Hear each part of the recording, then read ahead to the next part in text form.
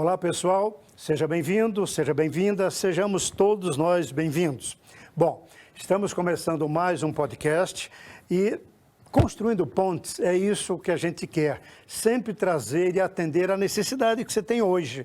E agora nós temos, assim, na boca da botija, como a gente brinca, né, a questão da NR1.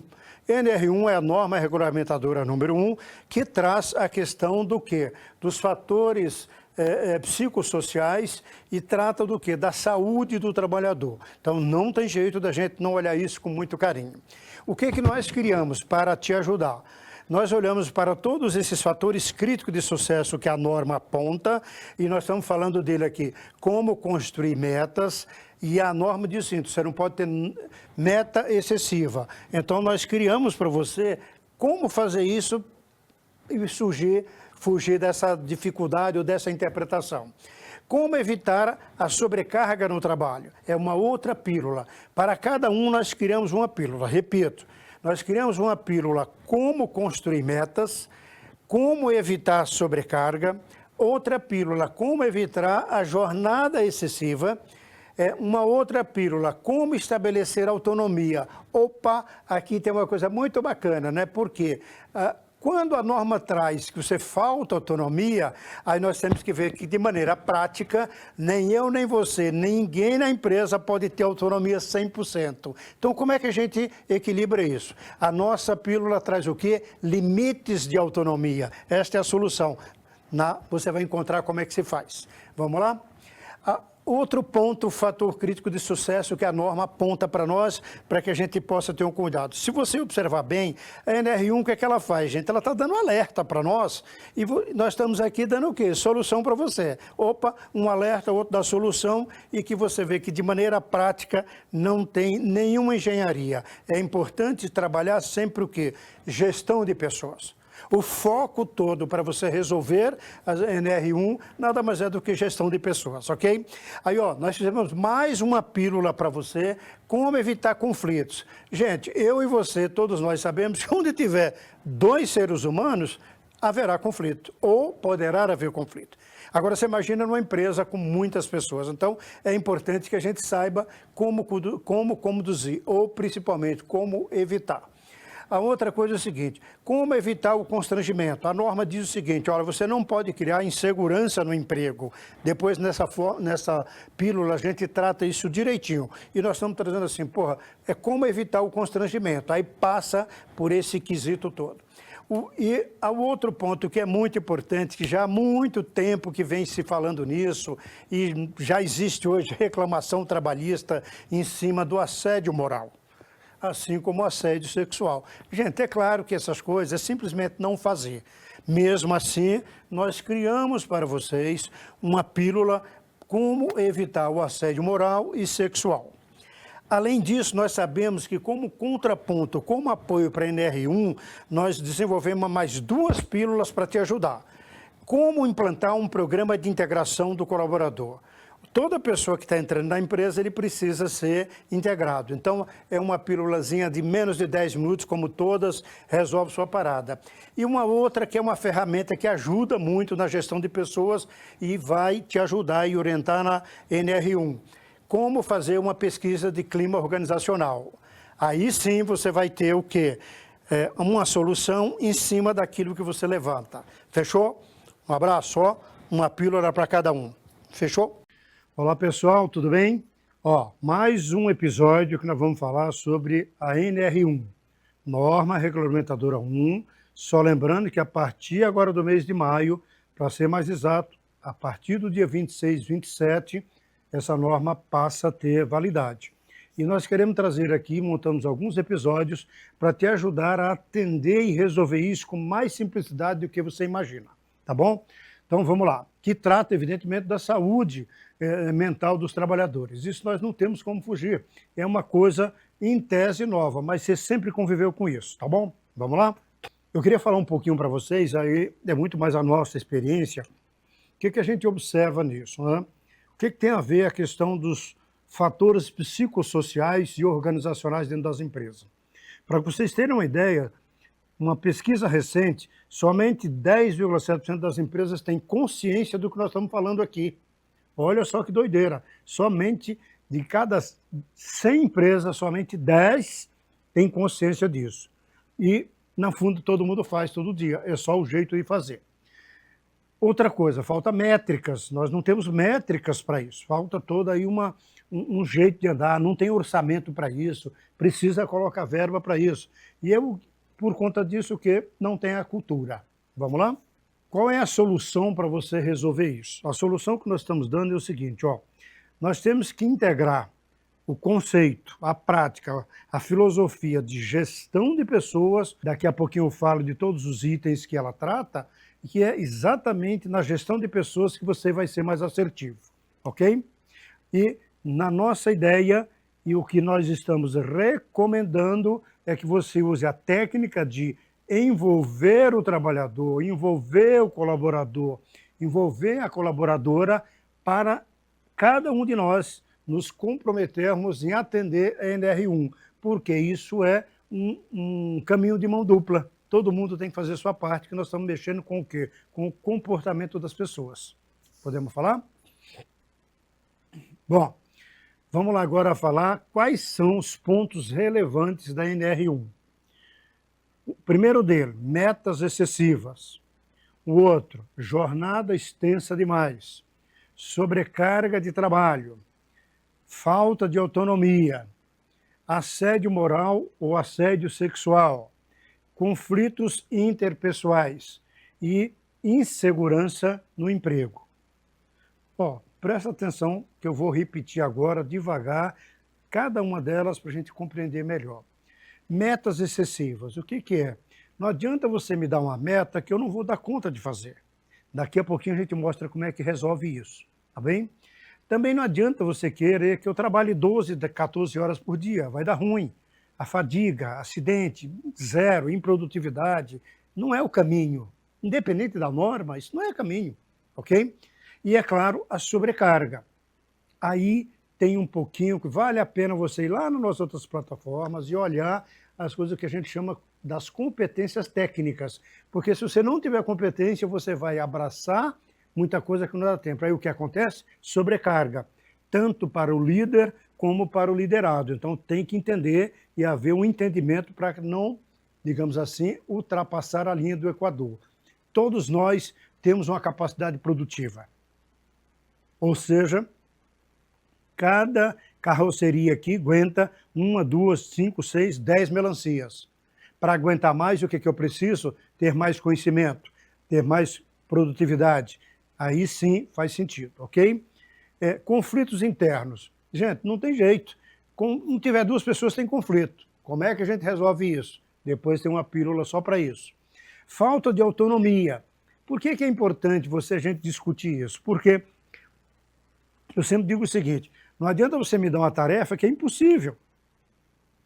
Aí o que é uma tarefa impossível?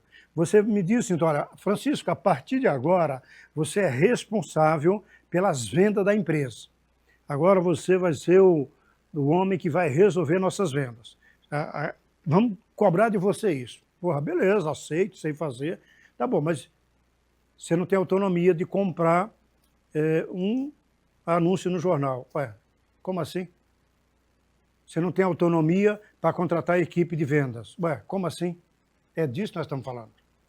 Não adianta você dar responsabilidade, não dar autonomia para a pessoa. E nós temos uma fórmula para te ajudar, ok?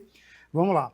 Assédio moral e assédio sexual. Gente, não dá nem para discutir isso. É não fazer. Ponto.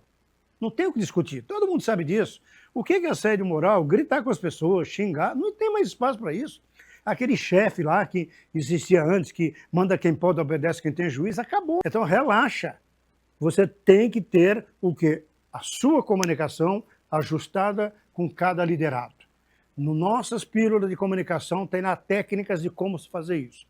E, é claro, a questão da insegurança no emprego. O que é isso aqui, traduzindo? Sabe aquele chefe que chega para vocês e fala assim, ó, tem muita gente aí procurando emprego.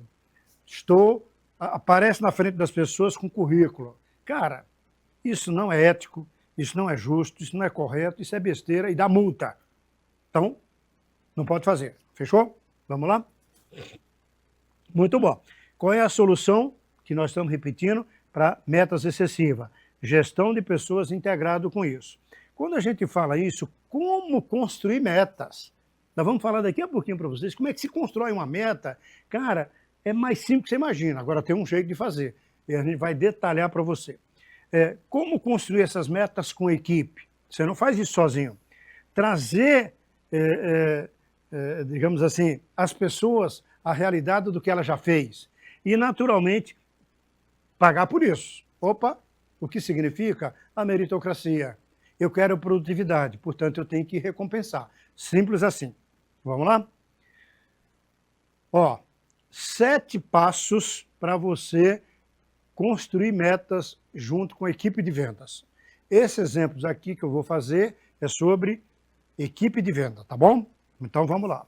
Então, sua primeira coisa que você tem que fazer, apresentar as vendas dos últimos 6 meses. Mas Francisco, para que isso? Porque quando você me mostra o que eu já fiz, quer dizer que eu sou capaz. Portanto, você não está fazendo nenhuma meta excessiva, nenhuma meta fora da curva, não, porque eu já dou conta de fazer. Olha que legal. Só que às vezes eu não lembro da meta. Então lembre que metas você tem que construir com a equipe. Então você vai me mostrar o que eu já fiz. Então, opa, beleza, então eu já sei que eu sou capaz de fazer. Fechou? O outro, valorizar o que ele já fez e provocar nele que ele é capaz de fazer muito mais do que ele fez. Principalmente se você jogar a meritocracia. Lembrar que ele tem competência, ninguém entrega sem ter competência, então tem que fazer isso. O que você faz com ele? Melhora a autoestima dele quando você reconhece. Todos nós gostamos disso e faz muito bem a todos nós quando se mexe nisso. A outra coisa, você tem que mostrar que além do que ele já fez, que tem possibilidades de fazer mais. Daqui a pouquinho a gente vai mostrar qual é a sacada disso, assim, o X da questão. Apresentar que nessas oportunidades, o que é que vem junto? Ganho. Quando eu falo da equipe de venda que ganha com comissão, quanto mais ela vender, mais ela ganha. Então, então faz sentido. Então, eu pego o passado, olho o que ela já fez, demonstro isso, mostro o percentual, aí sim eu consigo fazer a pergunta-chave. O que é que você dá conta de vender? Então, se a pessoa é envolvida nessa montagem das metas, ela sabe o tamanho do passo que ela pode dar. Quem mais sabe disso é a própria pessoa. Então, quando você faz este envolvimento, você dá a chance da pessoa dizer assim, eu dou conta de fazer tanto. Beleza, aí agora faz sentido a gente fechar essa meta dela. E, por fim, construir a remuneração dela. Nós vamos falar daqui a pouquinho, no segundo episódio, como é que se constrói ganhar dinheiro. Como é que se faz meta para ganhar dinheiro? Como é que se faz meta para poder todo mundo ganhar? Olha que bacana. Lembre-se que, em questão de vendas, você trabalha o tempo inteiro com a quantidade de venda. Quanto mais vende, mais ganha. Isso é em todos os segmentos, seja no varejo, seja na indústria, seja nos serviços, sempre funciona assim. Então, a área de vendas sempre teve a meritocracia à flor da pele. Fechou? Obrigado. Olá, pessoal. Mais um episódio de como construir metas para ela não se tornar excessiva, para você resolver o seu problema da NR10, NR1. Muito bom. Eu vou fazer um exemplo aqui para um consultor de vendas. Esse consultor de vendas, eu vou tratar que ele trabalha no setor automotivo. Ele trabalha numa concessionária, ele vende carro. Então, o exemplo que nós vamos usar, algumas pessoas são vendedor de carro, eu gosto de chamar, e essa palavra para mim ela é mais agradável, é um consultor de venda. Porque quando você vai numa concessionária, essa pessoa tem muita informação e ele vai te dar. Então, é um consultor que te ajuda a comprar um carro. Muito bom. Como é que a gente constrói a meta de um consultor de venda sem que ela fique excessiva e de uma maneira atrativa e bacana? Lembre-se que nós temos o seguinte, são vários passos, mas só para trazer a essência. Quando você vai montar uma meta, você tem que olhar o que a pessoa já fez. Mostrar para ela, Francisco, você já vendeu tantos carros aqui, tantos meses, você vai mostrando. O que traz isso para nós? Mostra o que o Francisco já fez. Portanto, eu sou competente, eu já fiz. Então ela é a base para eu começar a pensar no próximo. Claro que o que eu fiz para trás tem algumas condições ali de temperatura. O que eu vou fazer para frente, ela pode mudar. Você, como líder, tem que ajudar a pessoa a resolver, entender essas potencialidades de venda. Porque você olha para trás e olha para frente. Opa, então se eu já fiz e sou capaz, vejo para frente oportunidade, mercado, essa coisa toda, agora eu vou fazer minhas metas. Fechou? Então vamos aqui para alguns exemplos que é importante. Eu estou fazendo aqui, ó, sempre tem que ter isso, ó. Você tem que juntar essa tríade: meritocracia, entrega e remuneração. O que quer dizer isso? Quando você vai montar a meta, o melhor caminho é você mostrar para o Francisco, o vendedor, quanto é que ele quer ganhar. Opa, a meta não é da empresa, é dele. Esse é a grande sacada. Por isso você tem que deixar ele construir a meta e não você chegar com as metas e botar na cabeça dele. Não adianta você chegar, ó, quero que você venda 30 carros por mês. Dá ruim, ele não vai fazer mesmo. É isso que a norma está se referindo. Metas excessivas. Agora, presta atenção. Ele sabe o que já fez. Então, eu estou fazendo aqui uma simulação para você entender. Então, qual é a grande sacada, gente? É isso aqui que é importante, ó. Você tem que associar a meta com o quanto ele vai ganhar por mês. O maior beneficiado é o consultor de vendas. Se ele entender dentro da necessidade dele, ele, nesse exemplo aqui, ele pode ganhar 3, 4, 6, 8, 10, 12, depende do quê? Da capacidade dele, depende do mercado, mas principalmente de onde ele já fez. Sempre no trimestre. Fazer uma meta o ano inteiro não funciona. Nem eu, nem você, nem ninguém sabe o que vai acontecer em novembro desse ano. Então esquece. Concentra num período mais curto. Em 3 meses a gente dá conta de pensar, então faz sentido, ok? Vamos ver a próxima tela? Olha só, aqui agora eu começo a construir com ele. Olha, Francisco, em janeiro, olha, agora eu estou olhando para trás, vou olhar o trimestre que passou. Não adianta ficar olhando o ano passado, 2 anos atrás, não funciona isso. Por que não funciona? Porque as condições eram completamente diferentes. E nem a gente lembra direito. Não perde tempo com isso não, vai direto na fonte. Pronto, no final, se eu vendi aqui 12 carros, eu ganhei 4 mil. Se eu vendi aqui 12 carros, 16 eu ganhei 6. Se eu vendi 18, eu ganhei 6. Olha só. Aí ele soma 4 com 6 dá 16 mil reais. Mais 10%. O que é o 10%? Desde que ele atingiu a meta. O que faz isso para ele? Para ele não esquecer que o ganhar dinheiro, ele tem que completar. Quando ele completa todas as metas, ele ainda ganha um plus. Aí você começa a fazer a pessoa, como eu disse lá atrás, se engajar na meta, que ele mesmo está fazendo. Vamos ver aqui o próximo? Ó, presta atenção aqui agora como a coisa se fecha bacana. Eu estou dizendo que eu vou vender 16 carros em abril, vou vender 18 carros em maio e vou vender 20 carros em junho. Pô, beleza. Eu olhei para trás, vi o que eu já fiz e me posicionei. Aí o meu líder falou assim, olha, Francisco, tá tudo certo, mas, cara, ó, a empresa, nossa equipe, precisa que você venda 19 carros. Olha que engraçado agora, ó. Você só tem 3 carros para discutir com ele. Ele não vai, você não vai discutir 19 carros, vai dizer 3 só a mais. Aí o que você faz? Desses 3, é o percentual que ele pode ganhar a mais. Entra aquela ideia da super meta. Quem é do varejo, quem é do comércio, conhece muito bem esse linguajar que eu estou falando aqui.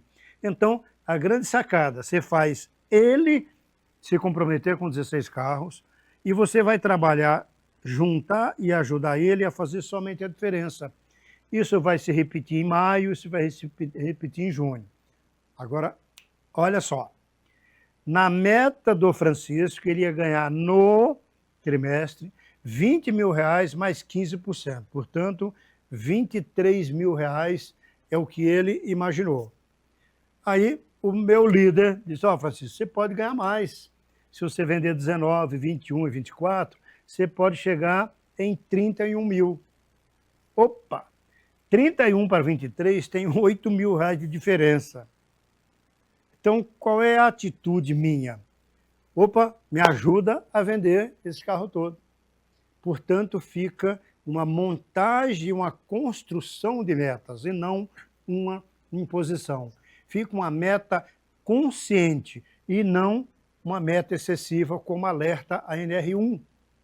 Me parece extremamente óbvio, mas muitas pessoas não percebem isso. Então, para chegar nessa conclusão, me parece muito até elementar, mas ela requer de nós o pensamento de fazer a meta junto. Então, olha só, vou repetir para deixar bem consolidado.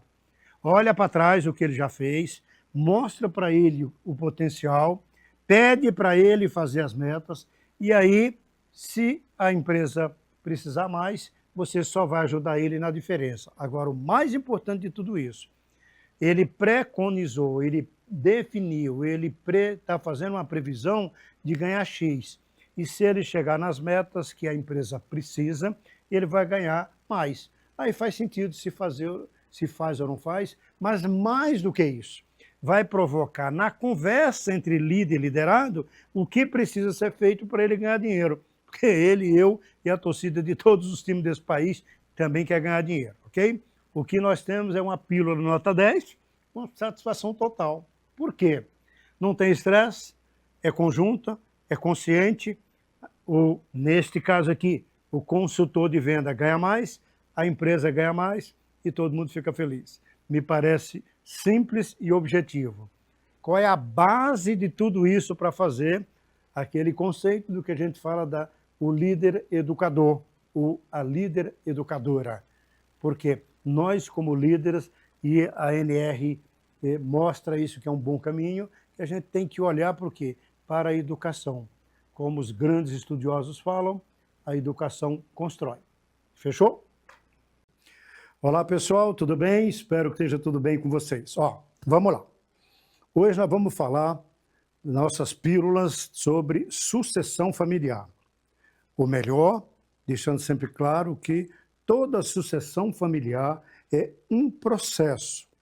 Você não faz um processo, uma sucessão familiar, sem seguir alguns passos. Por isso que a gente chama de ter um processo sucessório. Quando a gente olha para esta questão da sucessão familiar, nós temos que olhar para o nosso plano de vida. Por que isso? O nosso plano de vida, só lembrando a todos vocês, ele tem 5 campos. Então nós temos o campo da saúde, o campo da família, o campo profissional, o campo financeiro e espiritual. Olha só, esses 5 campos têm tudo a ver com a sucessão familiar. Por quê? Você, como empresário, quando constitui uma empresa, o que você está fazendo? Primeiro, além de você ser um empreendedor, fazer uma opção de negócio, mas você normalmente trabalha pensando no quê? Nos seus filhos, nos seus netos. Muito bom. Só que se você não fizer uma sucessão bem preparada, técnica, você pode colocar em risco o teu negócio. Então, é muito importante entender que a sucessão não é uma moda, que a sucessão familiar não é uma coisa que é teoria, não é. Isso é uma necessidade. E por que isso é uma necessidade de você fazer de maneira técnica? Porque você não pode dar a caneta nem o poder para seu filho, para sua filha, ou para qualquer pessoa que vai suceder você, sem estar preparado. Eu vivo a questão de sucessão familiar há mais de 30 anos. E vocês não imaginam o quanto a gente encontra de erros clássicos, básicos. Por quê? Nós esquecemos de fazer uma coisa mais preparada, mais cadenciada. Então, a sucessão, além de ter o aspecto de você transferir e, ao mesmo tempo, atender, se possível, teu bisneto, tataraneto, sei lá o que, nem sei nem o nome que dá isso. Muito bom. Só que o que nós temos que trazer também dentro de um processo de sucessão familiar? É a questão financeira. Dentro de um processo de sucessão familiar, a gente trabalha a estrutura e uma montagem do sistema de holding.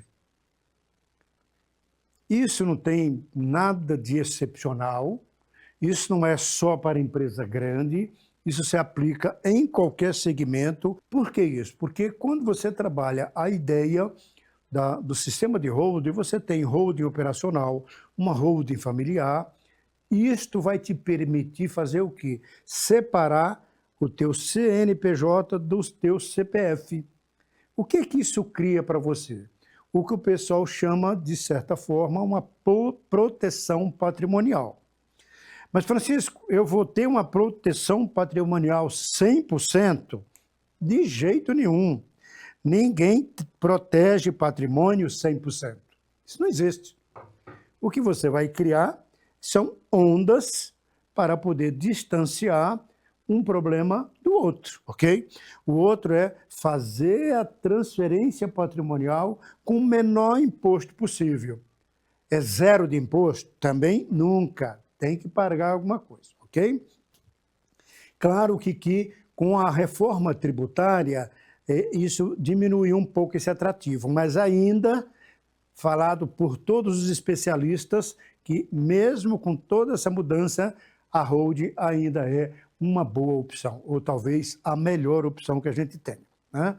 Muito bom. Eu quero concluir nossa pílula aqui, trazendo de novo um pouco essa questão do plano de vida. Muito bom. Pessoal, eu queria fazer aqui uma chamada especial para vocês.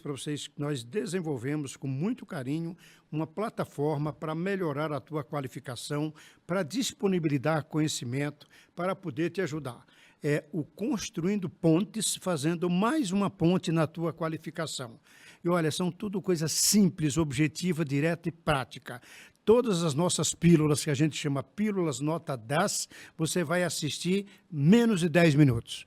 Seja em qualquer lugar que você estiver, ou seja, é coisa para contribuir com o teu desenvolvimento, com as tuas competências, e nós temos nos 3 planos, no plano de vida, na questão qualificação e principalmente na questão empresarial. Várias, aproveite. Um abraço.